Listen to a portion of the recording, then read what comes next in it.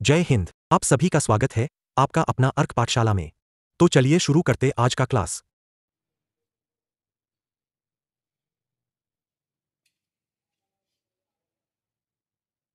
जय हिंद दोस्तों, स्वागत है आपका अपना YouTube चैनल अर्क पाठशाला में। दोस्तों आज हम शुरू करेंगे क्लास 9 का फिजिक्स में चैप्टर नंबर 2। और चैप्टर नंबर 2 में हमारा क्या है? चैप्टर नंबर 2 में हमारा है गति का वर्णन। चैप्टर नंबर 1 हम लोगों ने पढ़ा था और आज हम शुरू कर रहे हैं चैप्टर नंबर 2, जिसमें है गति का वर्णन। गति के बारे में हम पढ़ेंगे और गति के बारे में पढ़ने के लिए इस चैप्टर में हम कौन कौन से टॉपिक को पढ़ेंगे, उस टॉपिक को सबसे पहले मैं आप लोग को एक बार दिखा दे रहा हूँ कि हम इस चैप्टर में कौन कौन से टॉपिक को समझेंगे, कौन कौन से टॉपिक को हम लोग इसमें पढ़ेंगे। ठीक है, के वर्णन में हमारा सबसे पहला टॉपिक होगा दूरी। सबसे पहला टॉपिक कौन सा होगा? दूरी। सबसे पहले हम लोग दूरी के बारे में पढ़ेंगे और दूरी के बारे में पढ़ने के बाद से हम पढ़ेंगे विस्थापन के बारे में। दूरी, विस्थापन के बारे में पढ़ेंगे। दूरी के बाद से विस्थापन के बाद से हम पढ़ेंगे इसमें समय के बारे में पढ़ेंगे। समय के बारे में पढ़ेंगे और समय के बारे में पढ़ने के बाद से हम लोग चाल के बारे में पढ़ेंगे। चाल के बारे में भी हम चाल दो तरह का पढ़ेंगे, एक कोणीय चाल पढ़ेंगे और एक रेखीय चाल पढ़ेंगे। और चाल के बाद से हम पढ़ेंगे वेग के बारे में पढ़ेंगे और वेग भी हम दो तरह के पढ़ेंगे, एक रेखीय वेग पढ़ेंगे और एक कोणीय वेग पढ़ेंगे। और वेग को पढ़ने के बाद से के बारे में वेग को पढ़ने के बाद से हम त्वरण के बारे में पढ़ेंगे। उसके बाद से हम पढ़ेंगे अदिश राशि और सदिश राशि। इसमें अदिश राशि के बारे में पढ़ेंगे और हम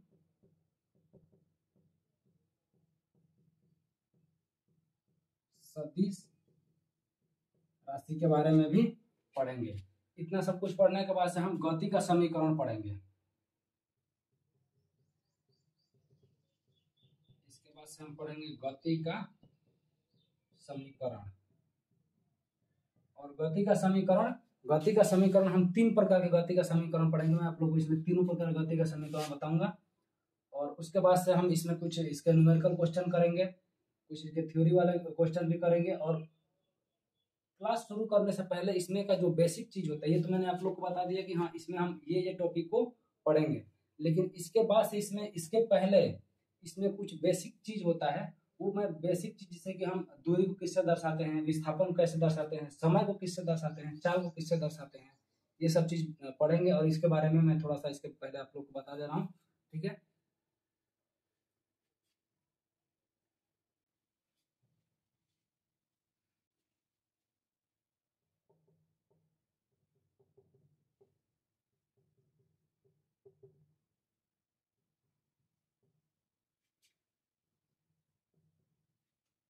दोस्तों इस चैप्टर में हम दूरी, विस्थापन, समय, चाल और त्वरण के बारे में तो पढ़ेंगे ही, लेकिन चाल के बारे में हम इसमें जब 2 तरह के चाल पढ़ेंगे तो एक होता है प्रारंभिक चाल और एक होता है अंतिम चाल। जैसे कि मान लेते हैं कि हम साइकिल चलाना शुरू करते हैं और हम साइकिल 2 किलोमीटर प्रति घंटे के रफ्तार से चलाना शुरू किए और आगे चल करके हमारी रफ्तार कितनी हो गई?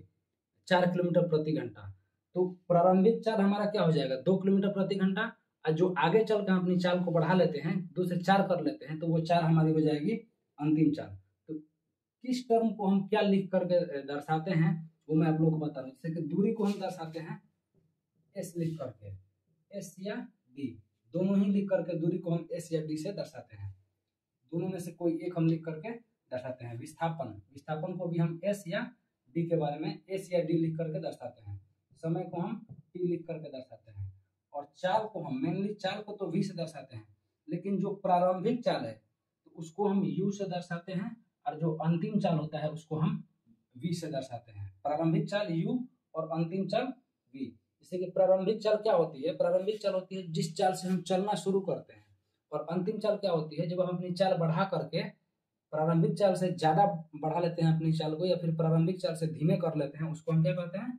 अंतिम चाल कहते हैं। तो पहले यू होता है और बाद में वी होता है। प्रारंभिक चाल यू और अंतिम चाल वी। और त्वरण को हम दर्शाते हैं ए से। त्वरण को हम किससे दर्शाते हैं? त्वरण को हम छोटा ए से दर्शाते हैं। इसके बाद इस चैप्टर में कुछ जैसे कि कुछ मेन जो फार्मूला होता है, जिस फार्मूले का हम यूज करेंगे, जिस फार्मूले का यूज इस चैप्टर में पड़ेगा, उस फार्मूले को मैं आप लोग को 3-4 फार्मूला है उसको मैं आप लोग को दिखवा दे रहा हूँ।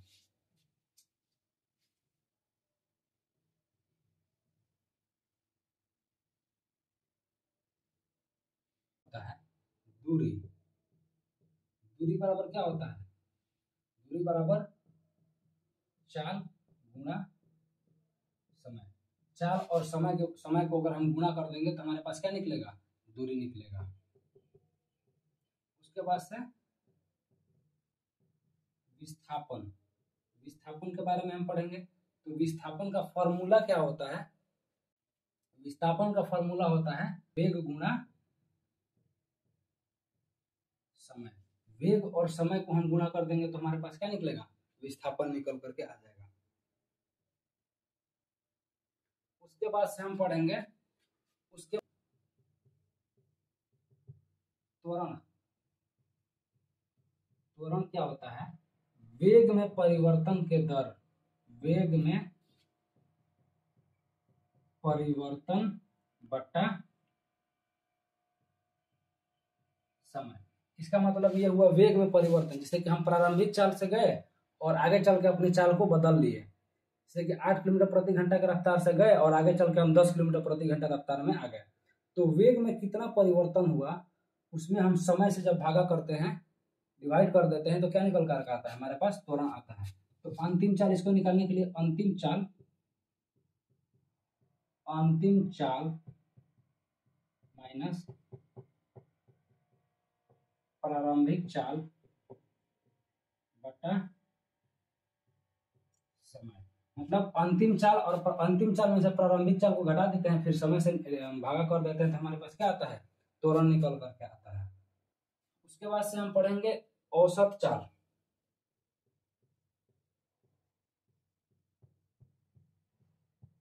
औसत चाल, अंतिम चाल प्लस प्रारंभिक चाल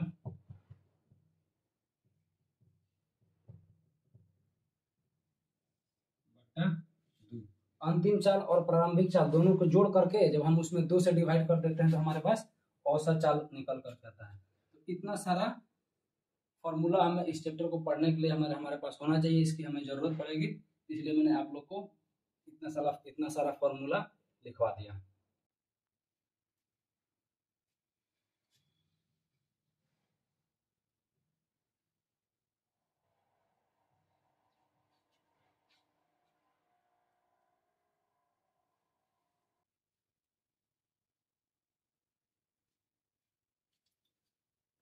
हमारे पास पहला टॉपिक था, चैप्टर नंबर 2 का पहला टॉपिक था दूरी। चलिए हम आपको दूरी के बारे में समझाते हैं, दूरी क्या होता है। दूरी, दूरी को हम किससे दर्शाते हैं? एस या डी से। तो दूरी को हम कह सकते हैं कि किसी दिए गए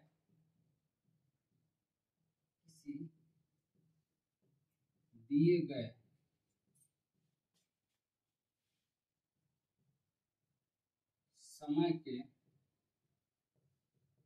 सापेक्ष, किसी दिए गए समय के सापेक्ष अर्थात कि समय के साथ साथ तय की गई किसी रास्ते की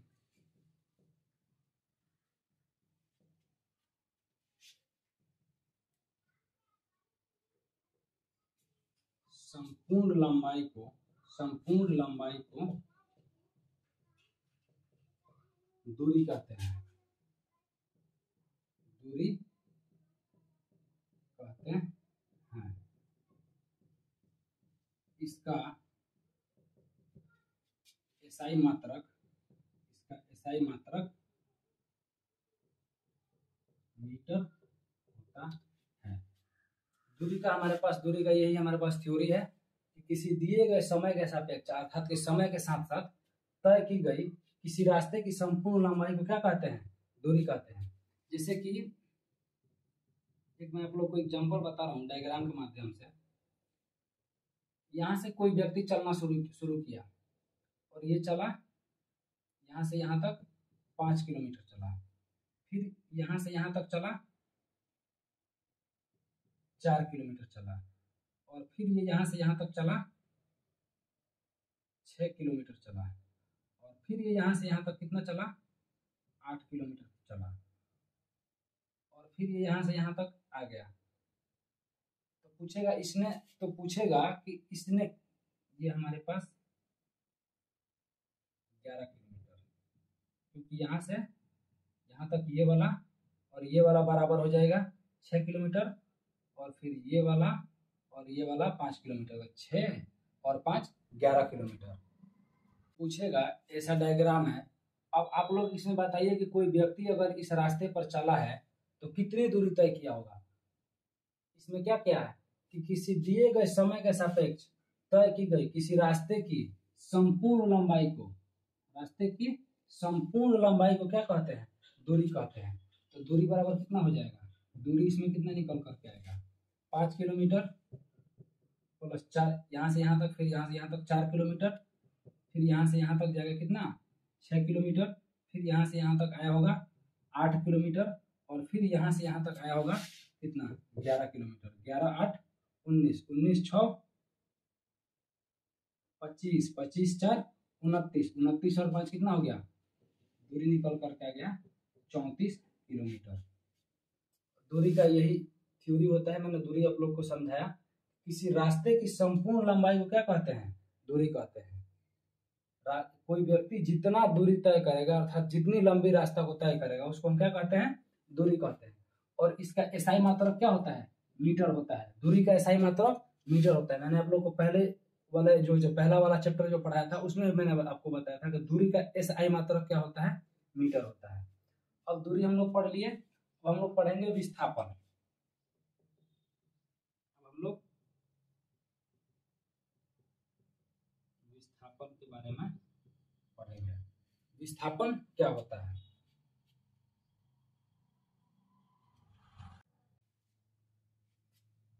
विस्थापन को भी हम एस या डी से दर्शाते हैं। विस्थापन को भी हम किस में दर्शाते हैं, एस या डी में ही दर्शाते हैं। विस्थापन कहता है, दूरी कहता है कि किसी रास्ते की संपूर्ण लंबाई को दूरी कहते हैं। जितना चला है सबको जोड़ दिए, दूरी निकल गया। लेकिन विस्थापन कहता है कि किसी रास्ते की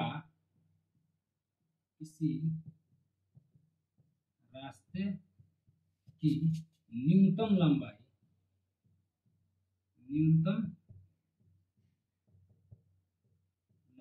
को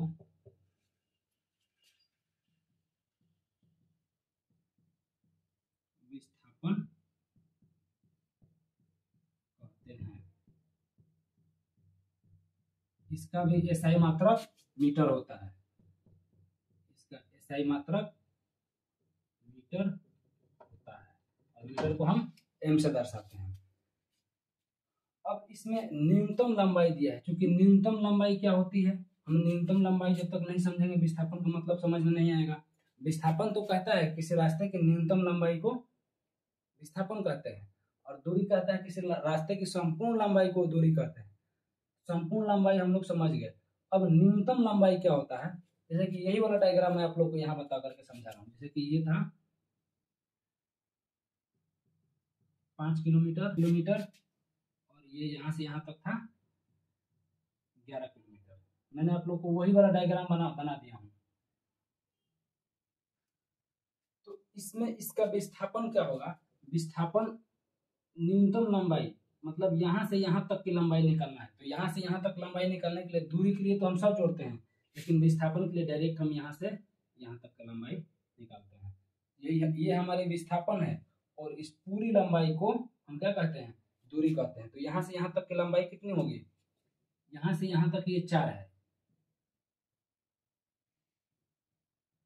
तो यहाँ से यहाँ तक ये भी 4 होगा, ये 4 किलोमीटर है। और चूंकि यहाँ से यहाँ तक ये 8 है, ये 8 किलोमीटर है यहाँ से यहाँ तक। तो जितनी लंबाई ये है उतनी लंबाई ये भी है, तो ये भी तो 8 किलोमीटर होगी। तो यहाँ से यहाँ तक 4 और यहाँ से यहाँ तक 8, तो विस्थापन निकल करके कितना आएगा, विस्थापन निकल करके आएगा 8 + 4 बराबर 12 किलोमीटर। विस्थापन 12 किलोमीटर निकल करके आया, दूरी 34 किलोमीटर निकल करके आया। ऐसा क्यों?